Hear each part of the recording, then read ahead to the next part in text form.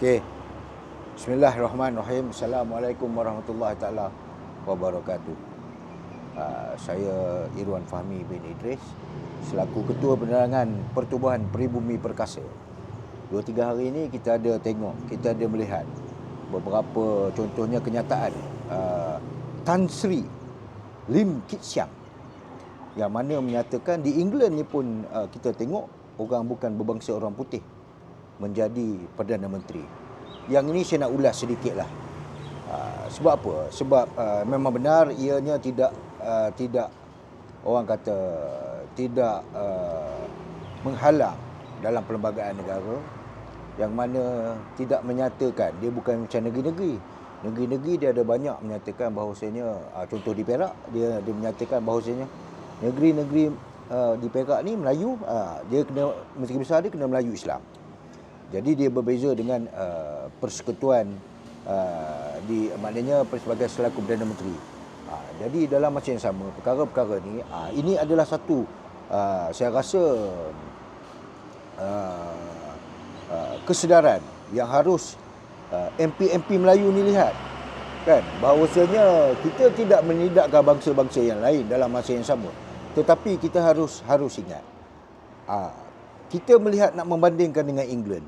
Saudara-saudara, England mereka berdemokrasi ni dah lebih daripada 500 tahun. Yang mana nak dibandingkan dengan Malaysia ni baru 70 tahun, 60 tahun. Jadi daripada situ kita tengok, kita melihat bahawasanya negara itu memang benar sekarang ni di Britain bukan orang putih menjadi Perdana Menteri, dan juga kita pernah tengok juga di Amerika setelah 200 tahun.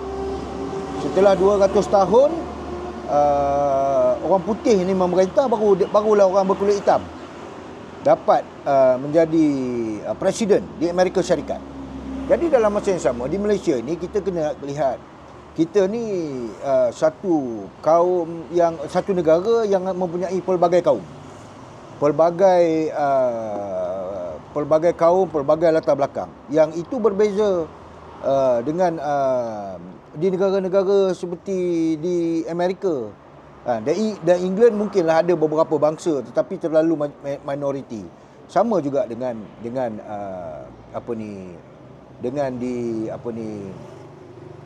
di Malaysia. Kita ni baru lagi. Kita memang betul kita berpaksikan, banyak orang kata Westminster punya cara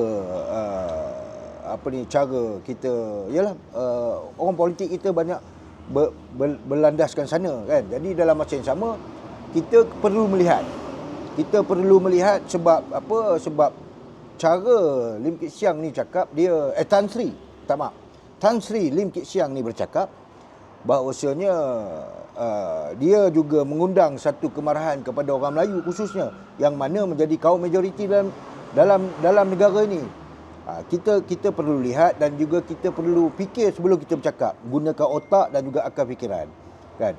Jadi kita lihat sekarang ni betapa lantangnya orang-orang ini yang mana tidak disangkutkan dengan 3R dan sebagainya apabila bercakap tentang ni. Kalau nak ikut Westminster pernah memancung seorang daripada raja dia.